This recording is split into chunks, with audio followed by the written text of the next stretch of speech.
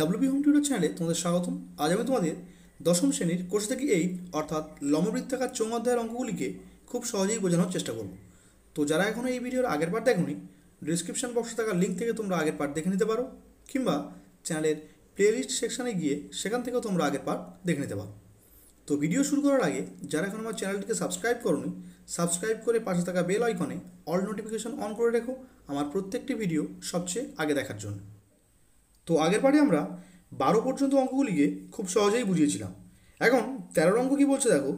দুই মুখ খোলা একটি লম্ববৃত্তাকার লোহার পাইপের মুখের বহির্ব্যাসের দৈর্ঘ্য 30 সেন্টিমিটার, অন্তর্ব্যাসের দৈর্ঘ্য 26 সেন্টিমিটার এবং পাইপটির দৈর্ঘ্য 14.7 মিটার। প্রতি বর্গ ডেসিমিটার 2.25 টাকা হিসাবে ওই পাইপটির সমগ্র তলে আলকাতরার প্রলেপ দিতে কত খরচ হবে হিসেব করে লিখি।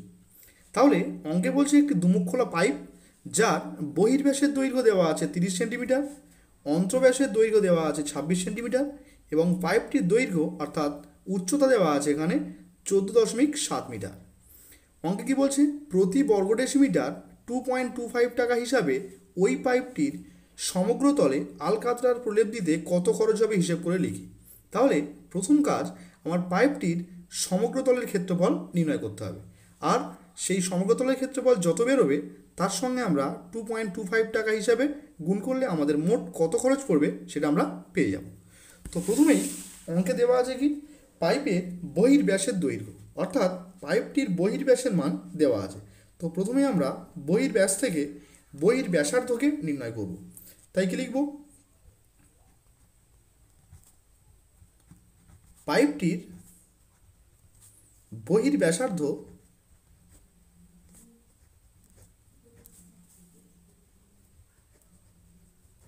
তাহলে ব্যাস দেওয়া থাকলে ব্যাসার্ধ আমরা কীভাবে পাই, ব্যাসার্ধ সবসময় কি ব্যাসের অর্ধেক। তাহলে ব্যাস যদি 30 হয় তাহলে ব্যাসার্ধ কী হবে, 30 ডিভাইডেড বাই 2, তাহলে কী হবে 15 সেন্টিমিটার। তো এই 15 সেন্টিমিটারকে আমরা ডেসিমিটার এককে প্রকাশ করব। কেন, কারণ অঙ্কে দেওয়া আছে প্রতি বর্গ ডেসিমিটার 2.25 টাকা হিসাবে, অর্থাৎ আমাদের যে সমগ্রতলের ক্ষেত্রফল সেটা ডেসিমিটার এককে আনতে হবে। সেহেতু আমরা পাইপটির বহির্ব্যাসার্ধকে সেন্টিমিটার থেকে ডেসিমিটারে নিয়ে যাব। তাহলে সেন্টিমিটার থেকে ডেসিমিটারে আনতে গেলে কী করতে হয়, 10 দিয়ে ভাগ করতে হয়। তাই আমরা 15কে 10 দিয়ে ভাগ করব। তাহলে যখনই ভাগ করব তখন এটা কী হবে, ডেসিমিটার হয়ে যাবে সেন্টিমিটার থেকে। এখন কোনো সংখ্যাকে 10 দিয়ে ভাগ, এর অর্থ কি, সংখ্যাটির শেষের দিক থেকে এক ঘর আগে পয়েন্ট হবে, অর্থাৎ 1.5 ডেসিমিটার। তাহলে পাইপটির বহির্ব্যাসার্ধের মান আমরা কী পেলাম, 1.5 ডেসিমিটার। এখন আমরা পাইপটির অন্তর্ব্যাসার্ধের মান নির্ণয় করব। তাহলে কি লিখছি, পাইপটির অন্তর্ব্যাসার্ধ, তাহলে অন্তর্ব্যাস যা তার অর্ধেক হবে। তাহলে অন্তর্ব্যাসের মান দেওয়া আছে 26 সেন্টিমিটার, তাহলে কী হবে 26 ডিভাইডেড বাই 2, তাহলে কী হবে 13 সেন্টিমিটার। এখন এই 13 সেন্টিমিটারকে ডেসিমিটার এককে নিয়ে যাব। তাই 13কে আমরা 10 দিয়ে ভাগ করব, একক কী হবে ডেসিমিটার। কোনো সংখ্যাকে 10 দিয়ে ভাগ, এর অর্থ কি, সংখ্যাটির শেষের দিক থেকে এক ঘর আগে পয়েন্ট বসবে। তাহলে এখানে কী হবে 1.3 ডেসিমিটার। এখন অঙ্কে পাইপটির দৈর্ঘ্য দেওয়া আছে কত, 14.7 মিটার। তো লিখে নেব আমরা, পাইপটির দৈর্ঘ্য, বা এটাকে আমরা কি বলবো, পাইপটির উচ্চতা 14.7 মিটার। তো আমরা মিটার থেকে ডেসিমিটারে আনতে গেলে কী করতে হয়, 10 দিয়ে গুণ করতে হয়। তাহলে 14.7 ইন্টু 10, তাহলে একক এখন তাহলে কী হয়ে গেল, মিটার থেকে ডেসিমিটার। এখন কোনো সংখ্যাকে 10 দিয়ে গুণ, এর অর্থ কি, সংখ্যাটির শেষে একটা শূন্য বেড়ে যাবে। তাহলে 147 এককে 147 আর একটা শূন্য। এখন যেহেতু এটা দশমিক সংখ্যা, তাই এক ঘর আগে দশমিক ছিল, তাহলে উত্তরেরও এক ঘর আগে দশমিক হবে। আর আমরা জানি দশমিকের পরে শূন্যর কোনো দাম নেই, তাই আমরা উচ্চতা কী পেয়ে গেলাম, 147 ডেসিমিটার। এখন আমরা দেখো পাইপটির বহির্ব্যাসার্ধের মান পেয়েছি কত, 1.5 ডেসিমিটার। পাইপটির অন্তঃব্যাসার্ধের মান কী পেয়েছি, 1.3 ডেসিমিটার। আর পাইপটির দৈর্ঘ্য বা উচ্চতার মান কী পেয়েছি, 147 ডেসিমিটার। এখন আমরা পাইপটির সমগ্র তলের ক্ষেত্রফল নির্ণয় করব। তো কী লিখব, অতএব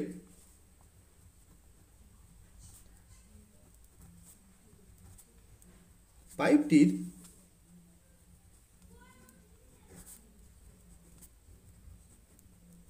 সমগ্র তলের ক্ষেত্রফল,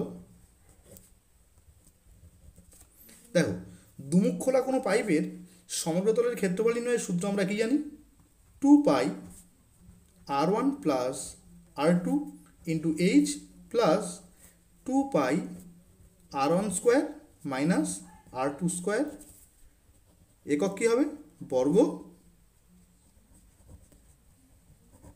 ডেসিমিটার। তাহলে যেখানে দেখো 2 পাই r1 এর মান কত, তাহলে পাইপটির বহির্ব্যাসার্ধের মান কত পেয়েছি আমরা, 1.5। তাহলে r1টা কি, পাইপটির বহির্ব্যাসার্ধ, তাহলে এখানে আমরা r1 এর জায়গায় কী লিখব, 1.5 প্লাস r2 অর্থাৎ কি, পাইপটির অন্তঃব্যাসার্ধ, এর মান কত পেয়েছি আমরা, 1.3। তো আমরা r2 এর জায়গায় কী লিখব, 1.3 ইন্টু এইচ অর্থাৎ কি, পাইপটির উচ্চতা কত পেয়েছি আমরা, 147। তো এর জায়গায় লিখব কি আমরা, 147 প্লাস এখানে কি লিখব, 2 পাই ইন্টু r1 স্কোয়ার, তাহলে r1 এর মান কত, 1.5, তাহলে কি লিখবো এখানে 1.5 এর whole square minus r2 square, তাহলে r2 এর মান কত, 1.3, তাহলে এখানে কি লিখবো, 1.3 এর হোল স্কোয়ার। আর এটাকে আমরা দ্বিতীয় বন্ধনী দিয়ে ঘিরে রাখবো। একক কী হবে, বর্গ ডেসিমিটার। এখন 2 পাই ইন্টু, দেখো এর সঙ্গে যোগ করলে কী হবে, 1.5 প্লাস 1.3, দেখো যোগ করছি 1.5 1.3, তো 5 3 আর 1 1 2, তাহলে কী হবে 2.8, তাহলে 2 পাই ইন্টু 2.8 ইন্টু 147 প্লাস এখানে কী হচ্ছে 2 পাই ইন্টু, দেখো 1.5 এর হোল স্কোয়ার, 1.5 এর হোল স্কোয়ার এর অর্থ কি, 1.5কে দুবার গুণ, তাহলে 15 গুণ করলে কি হয়, 225, আমরা প্রত্যেকে জানি। আর যেহেতু এটা দশমিক সংখ্যা, তাই 1.5 দুবার গুণ করা হয়েছে, মানে কি দু ঘর আগে দশমিক হবে, তাহলে 2.25 হবে মাইনাস 13 স্কোয়ার কত, 169, তাহলে দশমিক কী হবে, দু ঘর আগে হবে, কারণ 1.3 দুবার নেওয়া হয়েছে, তাই এটা হলো। এখন 2 pi into 2.8 into 147 plus 2 pi into, দেখো এর বিয়োগ করতে হবে, তাহলে 2.25 থেকে 1.69কে বিয়োগ করো, দেখো 2.25 আর 1.69, 9 আছে কয় দাও 15, 6 দাও 15, হাতে থাকছে 1, 6 রেখে 7, 7 আছে কয় দাও 12, 5 দাও 12, হাতে থাকছে 1, 1 রেখে 2, তাহলে কত হবে 0.56। এখন 2 pi into 2.8 into 147 plus 2 pi into, দেখো এই 0.56 এটাকে আমরা দুটো পার্টে ভাঙবো, 2.8 ইন্টু 0.2, দেখো এর সঙ্গে এর গুণ করলে কিন্তু 0.56 হবে, কেন, দেখো 28 দোকানে কত, 56 পেলাম, আর যেহেতু এটা দশমিক সংখ্যা, তাহলে এর এক ঘর আগে পয়েন্ট, এর এক ঘর আগে পয়েন্ট, তাহলে টোটাল কত, দু ঘর আগে পয়েন্ট, তাহলে 56 দু ঘর আগে পয়েন্ট দিলে কেমন হবে, 0.56, অর্থাৎ এই 0.56কে ভেঙে আমরা এটা লিখতে পারি। এখন দেখো এই টার্মটা আর এই টার্মটা এখান থেকে কমন যাবে কি, দেখো এখানে আছে 2 পাই ইন্টু 2.8, এখানেও আছে 2 পাই ইন্টু 2.8, তাহলে প্রত্যেকের মধ্যে 2 পাই ইন্টু 2.8 দেওয়া আছে, তোমরা 2 পাই ইন্টু 2.8কে কমন নেব, তাহলে এখানে কে পড়ে থাকবে, এটা, অর্থাৎ 147 প্লাস এখান থেকে যদি আমরা এটা কমন নিই তাহলে কে পড়ে থাকবে, 0.2, তাহলে 2 পাই ইন্টু 2.8 ইন্টু এর সঙ্গে যোগ করলে কী হবে 147.2, এখন যদি আমরা ক্যালকুলেট করি তাহলে 2 ইন্টু পায়ের মান কত 22/7 ইন্টু 2.8 ইন্টু 147.2 7 দিয়ে আমরা যদি 28কে কাটি তাহলে 4 7 28 অর্থাৎ 0.4 হবে। এখন আমাদের কাজ 2 22 আর 0.4 আর 147.2 এটাকে গুণ করতে হবে। তাহলে 22 দুগুণে 44, 44 দিয়ে আমরা প্রথমে 4কে গুণ করব।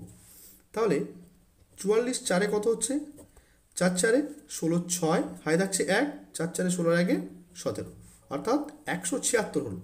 তাহলে 22 দুগুণে 44, 44-এর সঙ্গে আমরা প্রথমে 4 গুণ করলাম, 176 হয়েছে। তো এই 176কে দিয়ে আমরা 1472কে গুণ করব। তাহলে 1472 ডিভাইডেড বাই নিচে কি হবে এটা গুণ করব।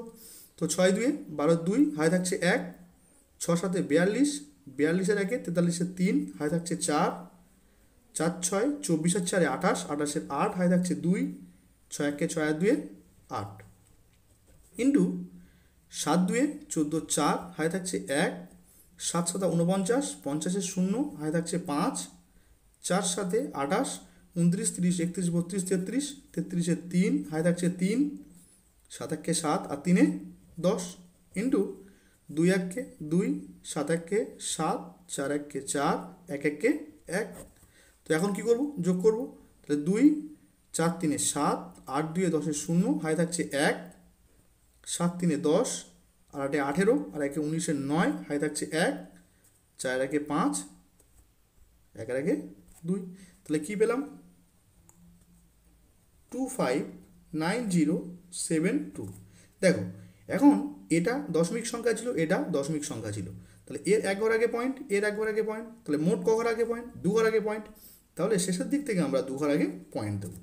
তাহলে পাইপটির সমগ্রতলের ক্ষেত্রফল আমরা কি পেলাম 2590.72 বর্গ ডেসিমিটার। তাহলে এটাই আমাদের পাইপটির সমগ্রতলের ক্ষেত্রফল। এখন অঙ্কে বলছে প্রতি বর্গ ডেসিমিটার 2.25 টাকা হিসাবে ওই পাইপটির সমগ্রতলে আলকাতরার প্রলেপ দিতে কত খরচ হবে। অর্থাৎ 1 বর্গ ডেসিমিটার আলকাতরার প্রলেপ দিতে খরচ হয় 2.25 টাকা। তাহলে এই এত বর্গ ডেসিমিটার আলকাতরার প্রলেপ দিতে কত খরচ হবে, তো এর সঙ্গে কী হবে 2.25 টাকা গুণ হবে। তাহলে অতএব কী লিখব মোট খরচ হবে, তাহলে কী করতে হবে এর সঙ্গে 2.25 টাকা গুণ হবে ইন্টু 2.25 টাকা। এখন 2590.72 সঙ্গে 2.25 টাকাকে গুণ করতে হবে। তো গুণটাকে আমরা পাশে দেখানোর চেষ্টা করছি।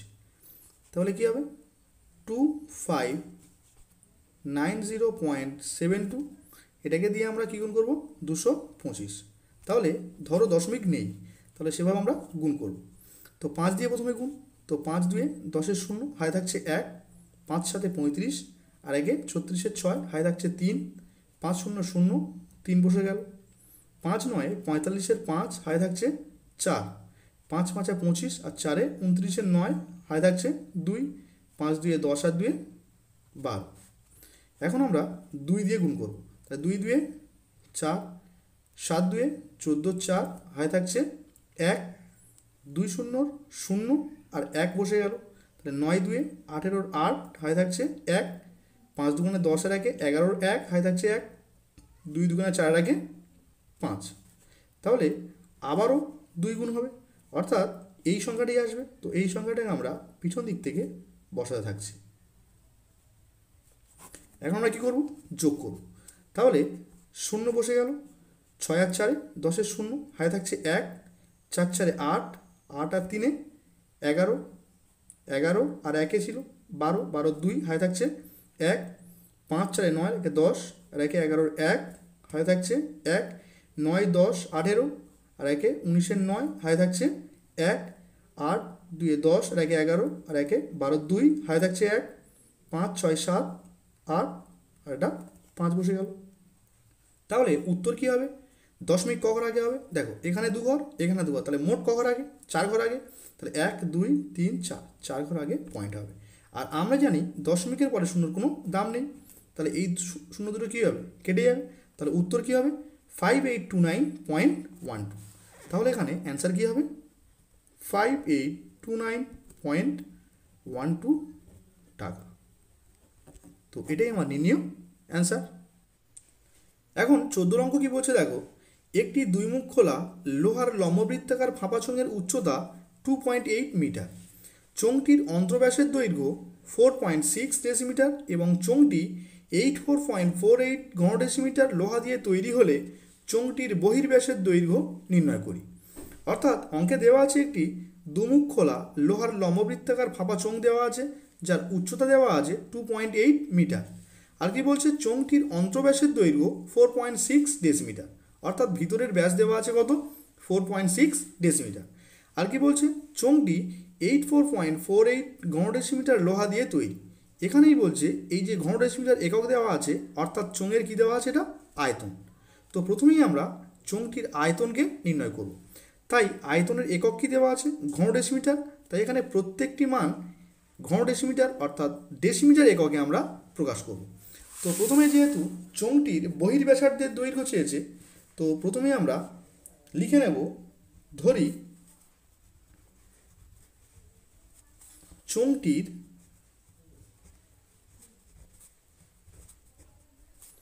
বহির্ব্যাসার্ধ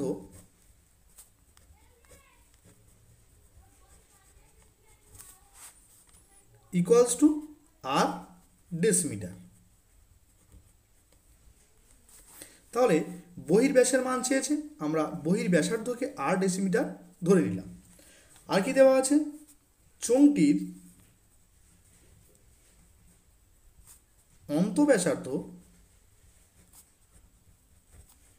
অন্তঃব্যাসার্ধের মান কত দেওয়া আছে, 4.6 ডেসিমিটার ছিল চোঙটির অন্তঃব্যাস। তো ব্যাসার্ধ তাহলে কী হবে, ব্যাসের অর্ধেক। তাহলে ব্যাস ছিল কত, 4.6, তাহলে ডিভাইডেড বাই কী হবে, 2। তাহলে উত্তর কী হবে, 2.3 ডেসিমিটার। আর কি ছিল, চোঙটির উচ্চতা দেওয়া ছিল। তাহলে চোঙের উচ্চতা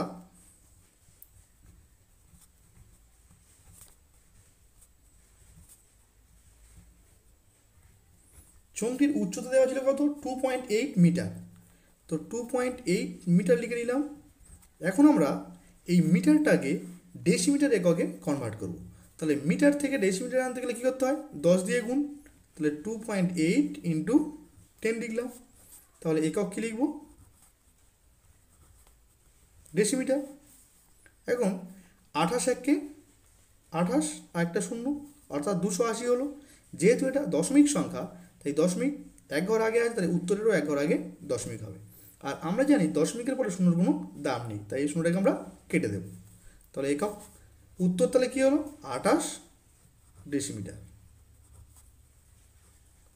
তাহলে প্রথম থেকে দেখো, চোঙটির বহির্ব্যাসার্ধ আমরা আর ডেসিমিটার ধরে নিয়েছি, চোঙটির অন্তঃব্যাসার্ধ দেওয়া ছিল, সেখান থেকে আমরা ব্যাস থেকে ব্যাসার্ধ নির্ণয় করছি কত, 2.3 ডেসিমিটার।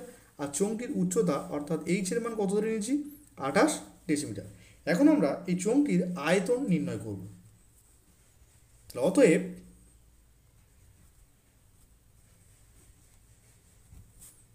দুমুখ খোলা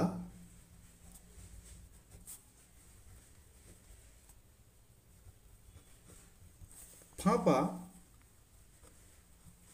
চোঙটির আয়তন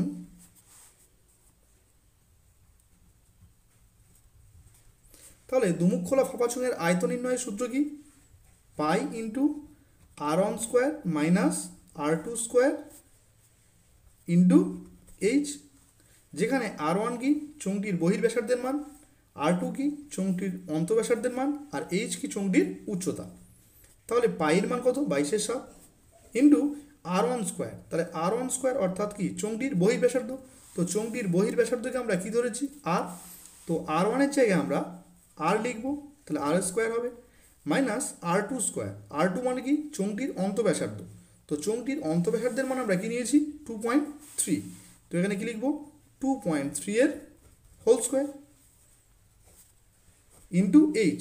এইচ অর্থাৎ কি চোঙটির উচ্চতা কত দেওয়া আছে, 28। তো এখানে 28 লিখে নিলাম। একক কী হবে, ঘন ডেসিমিটার।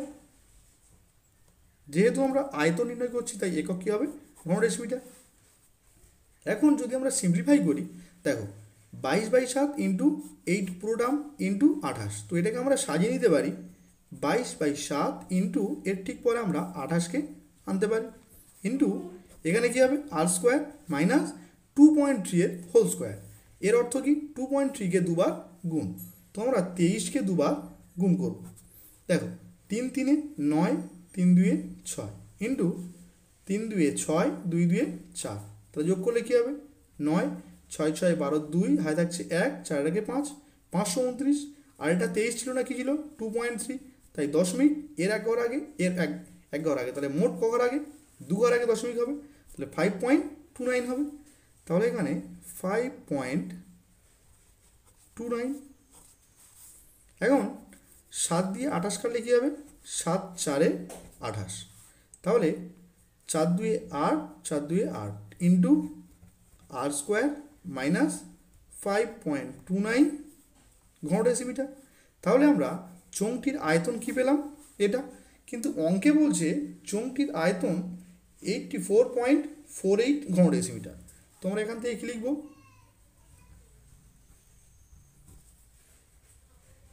শর্তানুসারে কী বলতে পারি 88 into R square minus 5.29 equals to কী হবে 84.48। তো এখান থেকে আমরা ক্যালকুলেট করে আর এর মান নির্ণয় করব।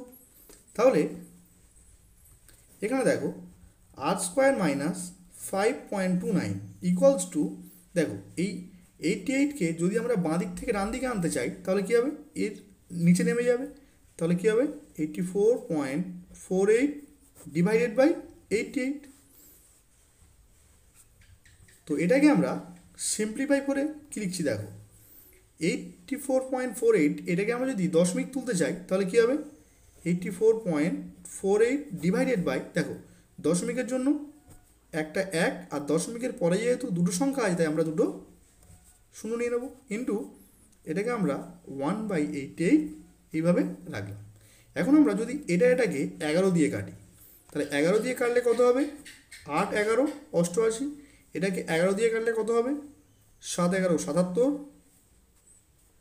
6 11 66 আর 8 11 88, অর্থাৎ 768। এখন যদি এটাকে আমরা 8 দিয়ে কাটি তাহলে 8 9 72 6। এখন দেখো তাহলে আর স্কোয়ার মাইনাস 5.29 ইকুয়ালস টু, দেখো 96/100, কোনো সংখ্যাকে 100 দিয়ে ভাগ, এর অর্থ কি সংখ্যাটির শেষের দিক থেকে 2 ঘর আগে পয়েন্ট হবে, কারণ এখানে দুটো শূন্য আছে, তাহলে 0.96 এটা হলো। এখন আর স্কোয়ার ইকুয়ালস টু 0.96, দেখো মাইনাস 5.29 বাঁ দিক থেকে ডান দিক গেলে কী হবে প্লাস 5.29। এখন আমরা এই দুটোকে যোগ করব, তো 0.96 এর সঙ্গে 5.29কে যোগ, তো 9 6 15 5, হাতে থাকছে 1, 9 10 11 12 2, হাতে থাকছে 1, 5 এর 6, অর্থাৎ 6.25। তাহলে পেলাম কত 6.25। এটা কার মান আর স্কোয়ারের মান। তাহলে এই 6.25কে আমরা যদি দশমিক তুলতে চাই তাহলে কী হবে 625 ডিভাইডেড বাই, দেখো দশমিকের জন্য একটা 1 আর দশমিকের পরে যেহেতু দুটো ঘর আছে তাই আমরা এখানে দুটো শূন্য নিয়ে নেব। তাহলে আর স্কোয়ারের মান কী পেলাম 625 ডিভাইডেড বাই 100। তাহলে আর স্কোয়ার যদি এটা হয় তাহলে আর এর মান কত হবে, এদিক থেকে স্কোয়ার উঠলে এদিকে কী হবে রুট, তাহলে root over of 625 divided by 100। তাহলে 625কে কী হবে 25 25 625, আর 100 বর্গমূল করলে কী হবে 10। এখন কোনো সংখ্যাকে 10 দিয়ে ভাগ, এর অর্থ কি সংখ্যাটির শেষের দিক থেকে একবার আগে পয়েন্ট, তাহলে কী হবে 2.5। তাহলে আর এর মান আমরা কী পেলাম 2.5। আরটাকে আমরা কি ধরেছি চোঙটির বহির ব্যাসার্ধ 8 ডেসিমিটার। তাহলে অঙ্কে কিন্তু উত্তর চেয়েছে বহির ব্যাসার্ধ নয়, বহির ব্যাসের মান চেয়েছে, তাহলে কি লিখব অতএব চোঙটির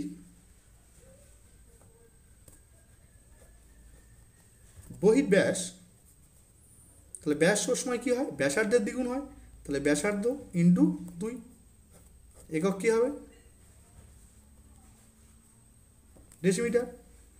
তাহলে 25×2 = 50। আর যেহেতু এটা দশমিক সংখ্যা তাই এক ঘর আগে পয়েন্ট হবে। আর দশমিকের পরে শূন্য যেহেতু কোনো দাম নেই তাই এটা কেটে যাবে। তাহলে উত্তর হবে কত, 5 ডেসিমিটার। তো এটি আমাদের নির্ণীয় অ্যান্সার। তো আজকের ভিডিও এই পর্যন্ত রাখলাম, দেখা হবে পরের ভিডিওতে।